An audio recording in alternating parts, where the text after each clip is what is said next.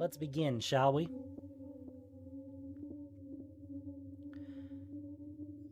The Blessing of Blood by Marcus Terrell Smith. Dear Odric, the war is not over. Far from it. We thought the nightmares had been defeated, but something else has come. Something far more powerful and evil. It's hard to explain. So much has happened. I will try to make sense of it for you as best I can. The vampires fought side by side with us. They wanted to save this plane like we did. But I couldn't help thinking, to what end? To make slaves of us? To make slaves of us all? Food? There was no time to think of the future. Only the present. Only the present enemy that must be destroyed. We'll have to deal with them when this is all over. Among the fallen are the archangels Bruna and Gisela, who were slain by their own sister and our last archangel, Sigarda. I cannot describe to you what this madness has truly done to them. They are gone now. And you are probably wondering why I have not mentioned Avacyn. She is dead too. With the aid of Saint Traft, I was able to wield her divine spear and help defeat the first of the nightmares. But whatever it is that has followed, it was strong enough to force the saint out of me and leave me prey to the madness. I barely escaped with my life. Odric, you are the best of us, and we need you to lead us. We need your help to stop this, before it's too late. I am on my way to you, and I will bring those Cathars still loyal to the light with me. Please do not forget who you are and have always been. We were all deceived at one time. I pray to see you soon. Your dearest friend, Thalia.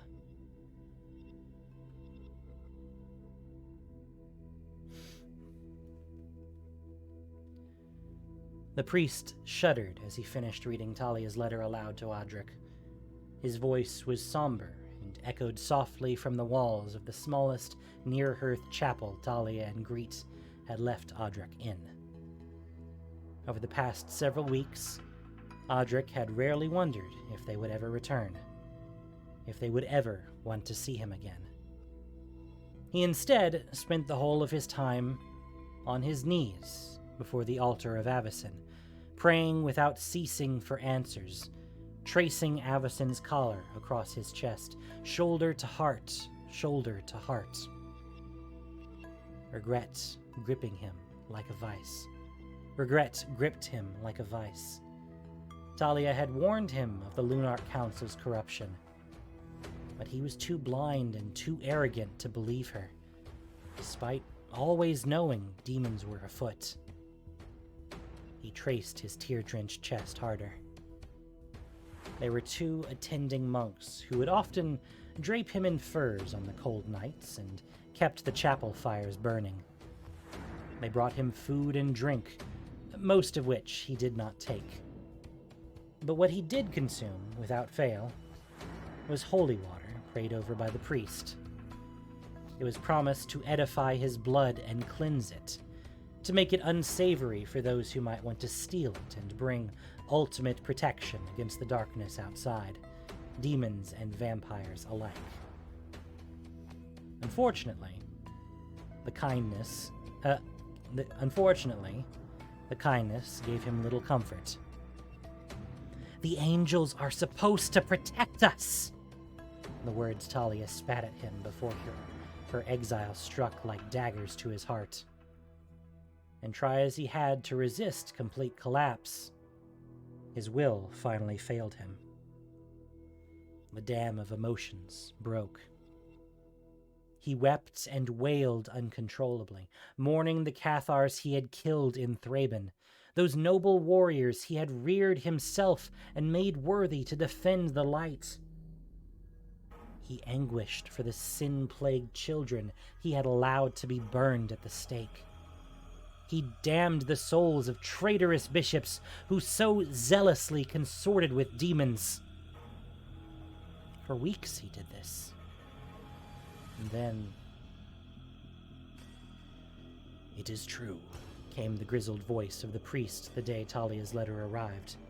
"The wards, Sir Odric. They have fallen, and I can no longer cast them as strongly." The groans he made were grave, as if the words were tearing at his throat as they escaped. Yet the air beneath them was thick with a sudden, ill resolution. "Avacyn is dead. Madness has swept the land. All is lost. There is no more need for worship. No more need for hope." The revelation from him turned Odric's despair into unmitigated rage. He drew his sword, still glowing with angelic moonlight, and glared at the symbol of the angel emblazoned at the hilt. "You have betrayed us!" A moment later, he found himself hacking the altar to pieces, destroying every holy plant, relic, and artifact in sight. When he had concluded the assault, Odric lifted his head and looked back over his shoulder, just in time to see the kind priest exiting solemnly into the coming night. The man had removed his holy robes and dropped his blessed staff to the ground, leaving himself completely unprotected. Such incredible dangers lay just beyond these holy walls. Every priest and patron were keenly aware. And for a man of faith to enter the gaping maw of the damned naked and hopeless, all was truly lost indeed. "Priest," Odric called out, "this house of Avacyn may have fallen, but we are still protected inside its walls." He waited for a response, but none came. "Priest, come back inside! The sun is going down!" A small gasp came from a corner of the chapel. Odric turned toward the noise to discover a middle-aged man, fearfully cradling his adolescent daughter, both seated in the last pew. Bewilderment and despair were awash on their emaciated faces after hearing the news and witnessing Odric's outburst. As was custom, the townsfolk would often come by to offer worship to the now-dead angel, or get a small meal. The poorest of them would even stay overnight, huddled in a corner near the fires. He had seen the two of them before. "Do not worry," Odric spoke softly, staring into the child's fearful eyes. "You are still safe here. I will protect you." Suddenly there came a scream. It echoed through the open chapel door and snuffed out every candle in the sanctuary. It was followed by the sound of a wet gurgle from choking lungs, a cracking of bones, and the unsettling din of tearing flesh. And then maniacal, unholy laughter. "Hide!" he ordered, urgently to the man and child. They immediately rose from the pew and ran into the closet near the back of the building. The noises from outside rode in on the back of a heavy gray mist that, like a thick puddle, rolled in through the entrance and crept down the aisle toward the altar, where Odric stood battle-ready, his eyes burning through the hanging, sweat-drenched tussle of white hair, with its shock of raven black at his forehead. The mist halted its advance ahead of him, but never dissipated. It simply lingered, undulating with strange intentions. At that moment, the two monks rushed in from either side of Odric and beheld the destruction he had wreaked on the altar. Sir Odric, we heard a scream," the first exclaimed, before falling to his knees at the sight. His voice quivered with fright and confusion. The second frantically began to gather what she could of Avacyn's broken symbols. "What have you done?" Odric did not look to them. He kept his focus on the churning mist. "Get back to your quarters," he said sternly, "and arm yourselves." "Where is our priest?" the second priest clamored. "He is our protection." "He's gone!" Odric growled, raising his sword to the mist. Sounds of murder and destruction were growing outside. "Get back to your quarters and arm yourselves now!" Suddenly, two ethereal, fog-made tentacles slithered out of the mist and enwrapped the ankles of the monks. They wrapped and unraveled along their arms, legs, and torsos, sweeping like elegant scarves over their flesh. And all at once the monks became docile and entranced. Together they pointed their fingers to the altar, and with emotionless tones they spoke as one, answering a question the mist had silently asked them. "The tears of Avacyn rest above the altar, where they can drink the light of the moon, Madam Henrika." Henrika, I think, is more correct. Henrika. Odric had heard this name once before. The name had been whispered in talks of how to quash the Skursdag and other demon sympathizers. A futile endeavor, he had come to understand, given the whole of Lunarch leadership would gladly prostrate themselves before such fiendish demon lords. He remembered how Jaren, chief among the traitorous lot, became uneasy at her mention, gritted his teeth, and tensed his shoulders. A wave of jealousy and reproach had washed over Jaren, knowing she was closer to them than he could ever hope to be. Vampires consorting with demons. A truly diabolical combination. A silver beam of moonlight appeared through a small window in the roof. It cut through the rising darkness like a spear and struck a shattered ceremonial mirror perched upon the altar, sending several beams of light refracting against the walls and Odric's blade. Odric raised his sword behind him to capture the true form of the enemy now standing with him in its reflection. There he saw her hooded, feminine silhouette, her arms outstretched to the monks, playing them like puppets on invisible strings. Avacyn's tears were a precious commodity in the church, if not all of Innistrad. While followers of the faith were usually anointed on their foreheads with holy water, on special occasions, some were anointed with her divine drops. Infused with the power of the soft light, Avacyn's tears enhanced their spells, healed their wounds after battle, and bolstered their reach into the spirit realm. Odric snarled.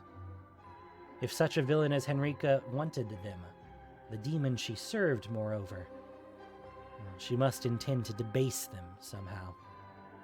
At once, Odric turned his sword at a sharp angle, bending the moonlight in Henrika's direction, shining the new beam upon the floor. Her mist swirled and parted immediately to avoid it, retreating beneath the wooden pews like snakes into their hollows.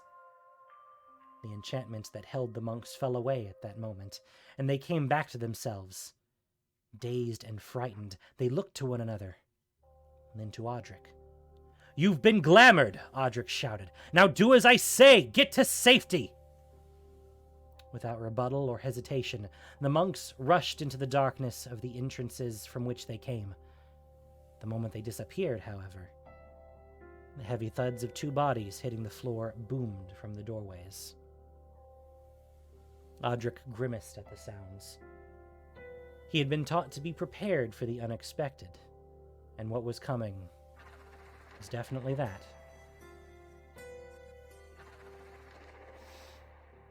Footsteps on the roof, skulking about the perimeter of the chapel. Even the strident whistle of blades cutting the air should have alerted him that the other Cathars were present. In fact, It was he who taught them to move in silence, trained them to go unnoticed by the enemy when the situation called for it.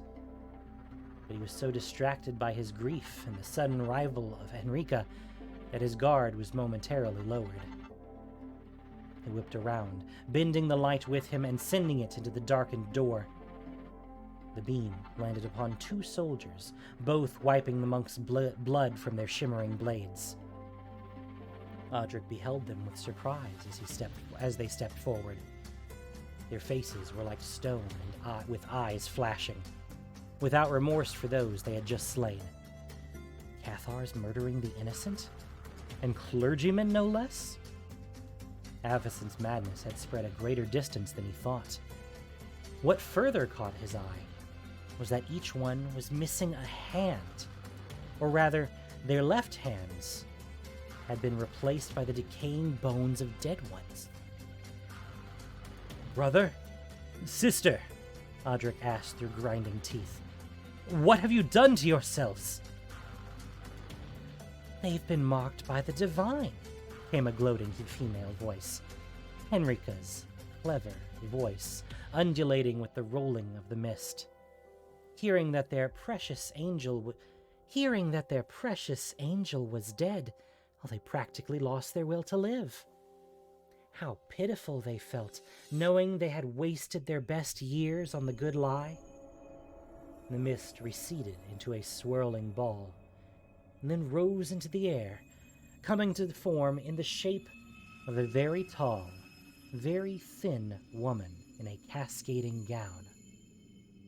Henrika's lips parted as she smiled, revealing the sharpened fangs behind them.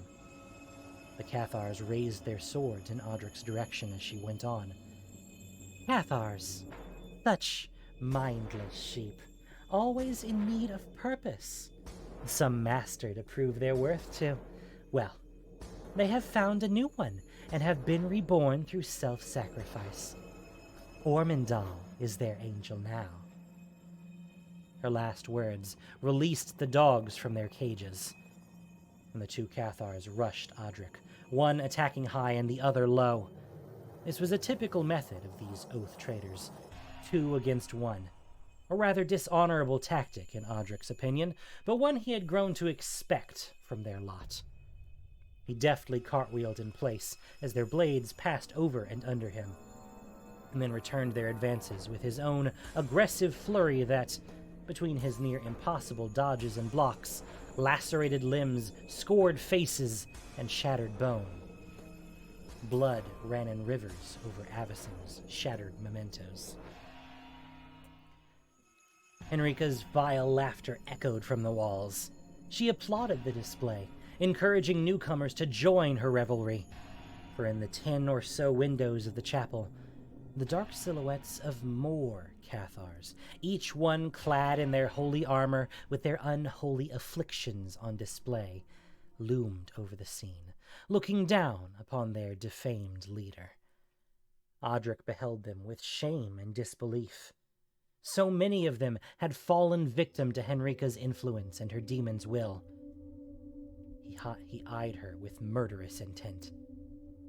"Fascinating," smiled Henrika. "A natural-born killer with an unnatural sense of honor. To humans, too.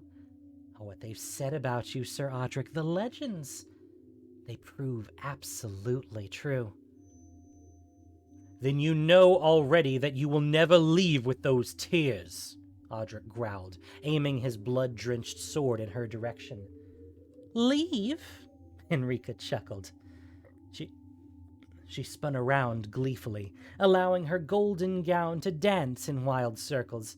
"No, they are going to stay right here in this fine house of worship where they belong, though I'd hardly call it fine myself.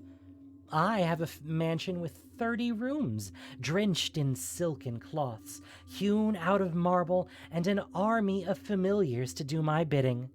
She shrugged playfully. "Oh, but demons, like angels, are gluttons for ceremony." "Ceremony?" Odric whispered, slowly piecing the clues together of her end goal. "An anointing?" Henrika smiled, rolling her eyes coyly before she answered, "Oh, perhaps." He observed with keen eyes this nonchalance she exuded. He had been trained to read the enemy. Henrika was one who could care less about the mission she had been tasked with, like a whimsical child who took joy in distractions from her nightly chores. Moreover, the way she spoke of her master's aim proved she held the demon in no real esteem. The attack on the chapel was only a means to an end, said Odric. That is why you and your horde of dogs have come here. Domnathi is what we prefer to be called. Never heard of you, Odric spat at her. Yours must be one of those inferior bloodlines. The ever-present smile left Henrika's face for a moment. His tactic had worked, as he knew it would. That is what she wants, he surmised immediately. What all minor vampire houses want. Supremacy.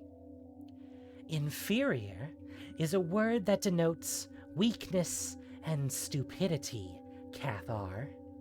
She allowed her tongue to linger on her lips after her last rebuttal. We kill the weak and stupid.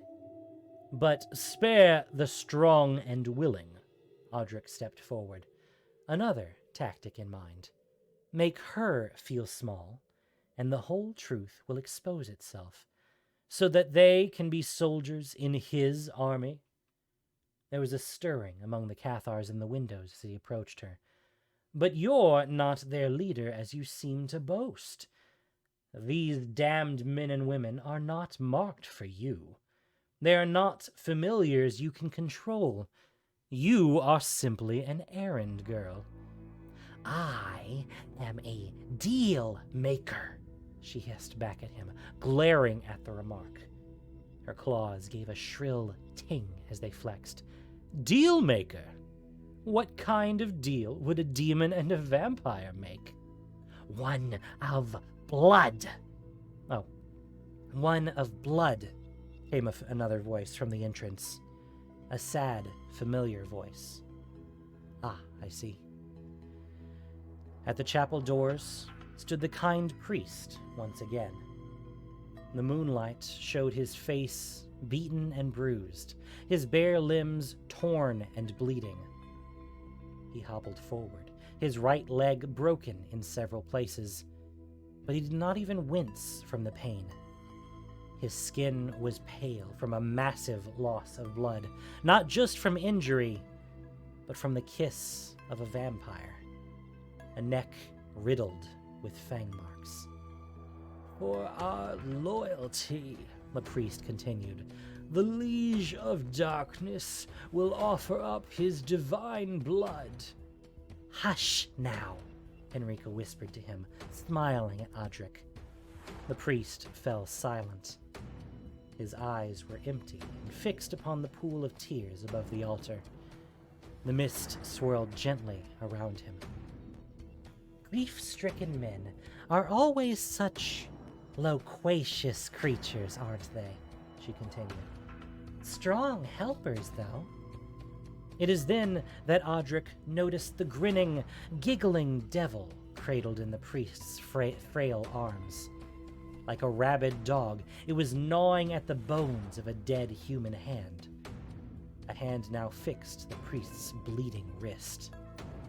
Each bite caused his fingers to flex and wriggle.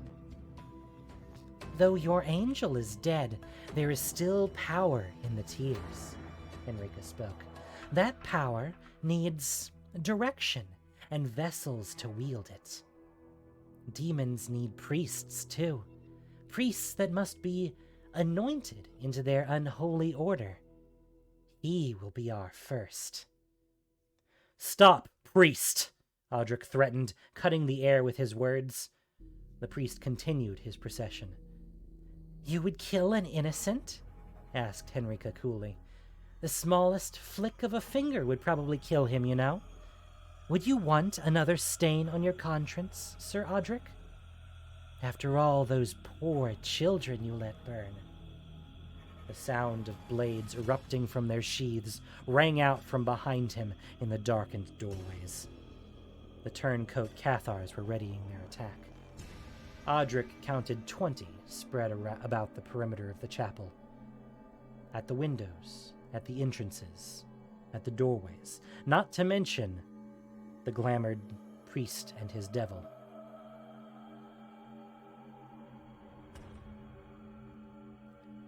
"No," Henrika started again. "You have a higher calling, a new master to serve." Odric again caught the reflection of the moon in his sword, and was suddenly stirred by something Thalia had told him. "I serve the soft light of the moon." "I serve the soft light of the moon," he started. "The moon that holds back the terrors of the night. I serve the holiness humanity aspires to." "Long-winded Cathars," Henrika sneered. "This is a war the terrors will win." And then she dissolved into the gray mist and spread to the corners of the sanctuary, pushing the pews to the walls as she moved, as if preparing an arena for them to duel. At the same time, others appeared, an audience of Domnathi vampires peering with glowing eyes from the doorway, window, and hole in the roof. The sounds of their amusement filled the air. At her last words, the footsteps began to pound and rush. 2 of them, their arms raised, moved to pounce upon him, when a dark shadow broke the beam of moonlight. The muffled sounds of a violent skirmish rumbled through the roof, and not an instant later did it give way, sending glass, wood, and a pummeled Cathar plummeting directly on top of one of Odric's assailants. Thalia came down along with her, and landed hard, both boots flat on the dead Cathar's chest. The sounds of bones crushing terminated the clash. Thalia stood tall as she extracted the blood-drenched sword from the dead bodies. She turned to Odric, her head of long golden hair waving in the night wind. Odric turned to her as well, pulling his sword from the third Cathar's belly. "Hello, old friend," she smiled. And Odric smiled back, feeling an anxious quickening in his heart. Emotion rose in his throat and charged through his limbs. He wanted to reach and hug her tight in that moment, to know that she was truly real. He was grateful she was still alive, grateful she had not succumbed to the wiles of demons. But more than that, he was grateful at the chance to finally redeem himself for all the horrors he had allowed to pass in his time at Thraben. Their salutations lasted only a moment, as the shattering glass of the chapel windows heralded a new onslaught of Cathars. Thalia rolled out of the way, avoiding more falling shards and the slash of the enemy's sword, while Odric caught the blow with his own blade. He then suffered the brute with a blow to the nose that ended him. Several others had entered after the first, but not fight right away. Several hunters had entered after the first, but did not fight right away. There we go. They ransacked the chapel, snatching every piece of silver from the walls and throwing them outside through the windows and doors. With mighty swings of her sword and the deftest aerobatics, Thalia slashed open Cathar's arms and legs, letting her momentum take her spinning over her shoulder to finish off several more. Odric shattered the skull of 3 with his fists, crushed the rib cages of several who had fallen at his feet. His killing sword sent reams of blood flying against the walls and floor, and suffused the chapel with a kaleidoscope of moonlight from its polished silver. Back to back, the 2 comrades battled without mercy until the last Cathars had fallen. Through it all, the priest continued his slow march. "Protect our dearest priest," Henrika's voice sang over the collapsing of bodies and the clanging of swords. "Clergies are kept by dead men."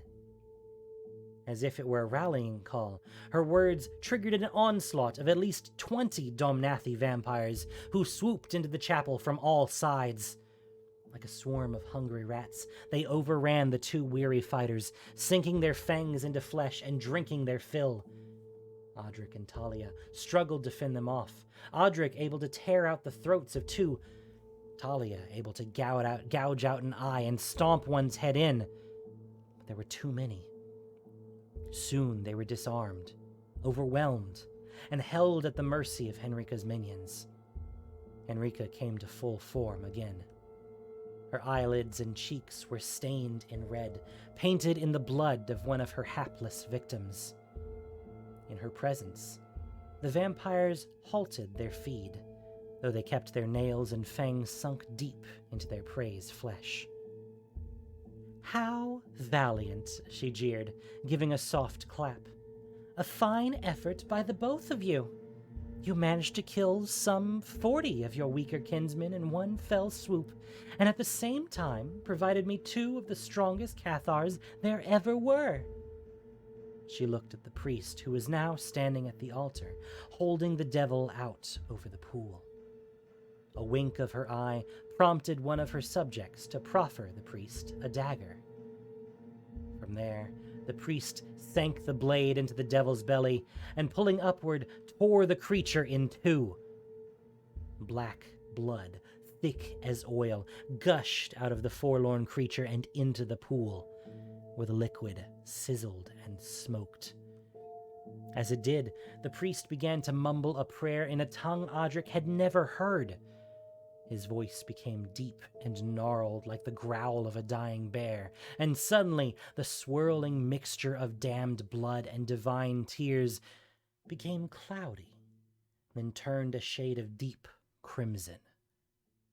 As it did, the darkened visage of a horned beast beneath the liquid came into view, an essence of the demon. "Ah, the blood of demons," Henrika smiled, approaching Odric. "It is immeasurable in its power when wielded in the right veins. It takes away fear, empathy, doubt. With his blood anointing you, you could do a great many wicked, wicked things." Out of the mist suddenly appeared the father from the pew and his daughter. Both walked as the priest did before, their steps slow and mechanical, their eyes glazed and listless. Both glamoured. Henrika's manicured nails, black and sharp, the claws of an aged feline, extended with a strident hiss. The orders already fixed in his mind, the father approached his captor and lifted his chin to her. "Will you serve?" Henrika asked, directing her question to Thalia. "Olivia Voldaren!" shouted Thalia. "Lady of Lurenbraum, progenitor of the Voldaren line, made a pact on behalf of all vampires on Innistrad. She agreed. She promised no vampire bite or blade would draw human blood until the war was over. She and the other vampires are still fighting out there. All other bloodlines are fighting so that this plane can survive. You must honor that." "Unless that demon blood took all sense of honor, too," Odric added fiercely. Henrika's eyes narrowed on Odric so sharply that she could have torn away his flesh with her stare. "I don't believe, Sir Odric, we inferior bloodlines were included in their lot." Without the slightest hesitation, Henrika slit the throat of the father. His body crumpled like a fumbled sack of wheat, his blood spilling out beneath him. 3 eager Domnathi vampires, who stood patiently observing nearby, reverted to wild beasts and began to devour him. Unmoved by the display, the young girl approached. She lifted her chin just as her father had done. "Damn you!" Odric shouted. "Leave the child alone! She means nothing to you!" "Oh, but she means something to you, does she not, human?" She extended her finger and brought it to the girl's throat. "Take me!" Odric shouted. Odric ordered through clenched teeth. "Let Thalia and the girl go! You can have me!" "Oh, I will have you, Commander," smiled Henrika, her eyes flashing. "I will have you for my very own. But Ormondal needs his Cathar army replenished now that you've slaughtered them. Therefore I ask again." With great force, one of the Domnathi vampires thrust Thalia's arms out to Henrika. Her fist clenched and trembled as she tried to resist them. "Will you serve?" Thalia turned to Odric, tears in her eyes from the pain of this moment and the pain surging through her weakening body. "I serve," she began. "I serve." In that moment, her face turned defiant. "I serve the soft light of the moon that holds back the terrors of the night. They will be avenged, I swear it. I will bring them to the blessed rest, and I will watch you burn." At the exact moment Henrika's finger began to bend, the voice of the priest, deep and delighted, snaked in. "Bring the girl to the altar." Odric's eyes widened with horror as he turned to behold the priest, who now stood tall, his wounds mended and spirit lifted. His eyes were polished black stone, and new lines were drawn in the devil's blood upon his forehead. "Our Lord yearns to baptize his first disciple," he announced with cheerful vigor. Henrika straightened, her claws retracted. "To the altar, dear," she sighed, almost disappointed. The girl obeyed, passing through Odric and Thalia, traipsing through the puddles of her father's blood, and went to stand at the priest's side. Thalia watched in horror after her, but Odric kept his eyes fixed on Henrika, knowing that she was not satisfied. She would have the answer she wanted. And he was right. In the moments it took the child to move, Henrika had picked up Thalia's sword and raised it, prepared to strike a devastating blow to her wrist. In a final attempt to prolong what now seemed inevitable, Odric gave a scream and erupted from the fanged shackles of the vampire horde. He leaped in front of the sword moments before it was to take Thalia's hand, and accepted the full force of the attack across his chest. Blood spurted and spilled out of him like a fountain. "Honorable to the very last!" Henrika guffawed, surprised at Odric's final attempt.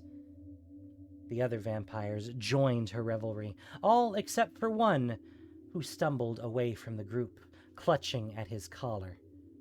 He was the smallest of them, a thin, handsome creature with long, wavy hair.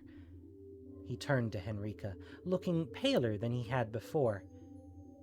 "Madam Henrika," he whispered, choking, barely able to speak. "I don't feel so." But she was distracted, all her attention on her victim. Odric, coughing and spitting, stared into Thalia's eyes as the last bit of life within him drained away. "Odric, no!"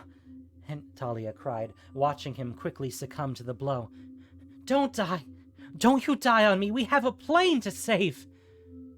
"No, no, no," Henrika sneered, lifting Odric's chin. "A quick death would be a mercy. I've got one better." At once, 3 of the surrounding vampires moved into action. One restrained Odric's arms, another grasping a fistful of his hair and forcing his head back, and a third who crushed his cheeks together and pulled his head to the side to expose the beating vein that ran the side of his neck.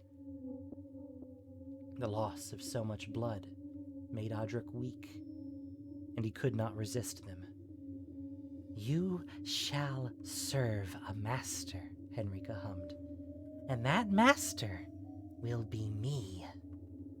With her nail, she made a deep cut in her tongue. Blood flowed thick and red over her lips, and with a quickness she descended upon him, biting into his neck, allowing the cursed blood within her to putrefy his own. Immediately, he felt the cruel poison take hold, the beat of his heart slowing, and the thirst for blood rising. He beheld the light of the full moon glowing upon him through the hole in the roof. Again, Thalia's words rang in his head as he struggled to keep any part of him that was human, any part that was moral and good alive. Then the moon became awash in blood red, as the rest of the plain did. But not only from his cruel transformation, but from something else. "Madam Henrika!" came a cry from across the room, and all eyes turned in its direction. The pale Domnathi, who had left the group, was now standing in the middle of the room. Black veins were snaking up his neck like vines and had marred his face. His skin was smoking, charring in places, as if he were burning from the inside. Something is wrong." Before the last word could escape, his body burst open, his insides erupting out of him in a thick plume of boiling blood. A chain reaction of chaos followed, as the bodies of the other Domnathi began to boil and explode around him.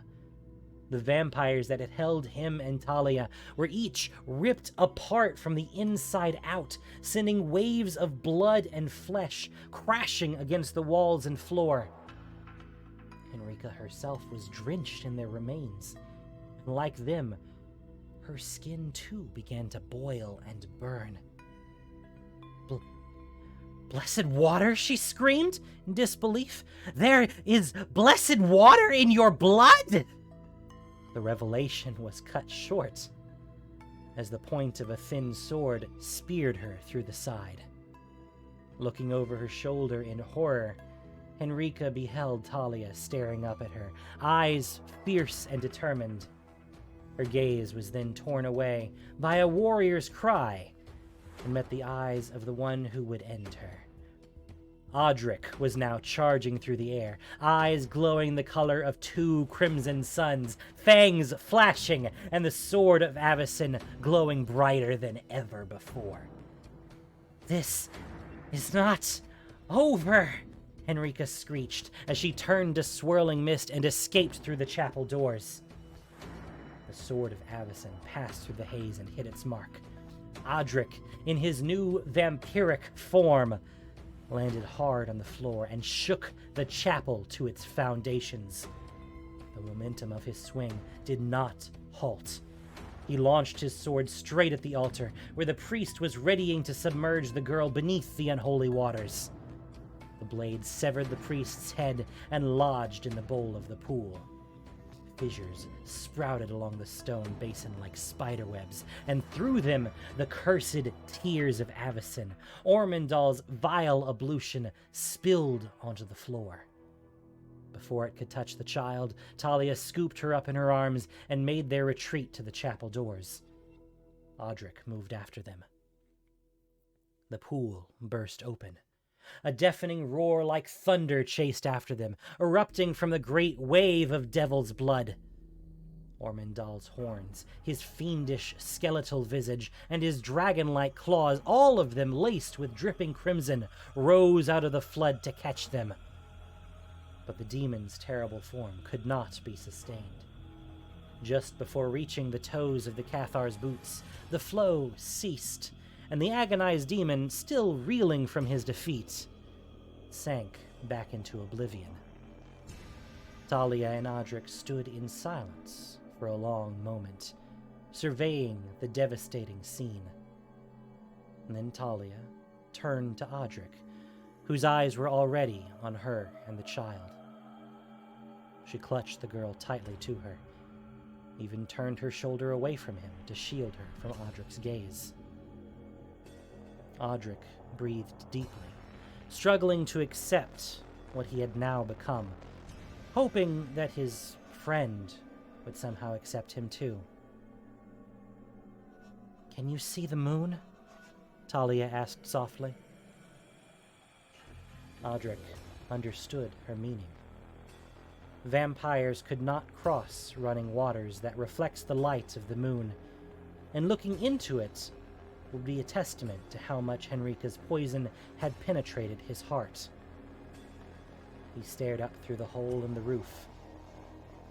But where he had expected pain and trepidation, he felt peace. Utter peace. Slowly, he made his way across the blood-laden sanctuary and pried his sword from the bowl of the pool. It flashed angelically in the moonlight, as if still blessed by some higher power. The blade turned flat in front of him, held his reflection. In it, he saw his blackened vampiric eyes, but found no monster staring back at him, no woeful abomination. He simply saw himself as a younger man, a Cathar full of great ideals and morals, a champion of man, a righteous protector of the soft light. He looked back to Thalia. "Yes, I can see it." She nodded back. They stood together in solidarity, both Cathars and something other, perhaps something more.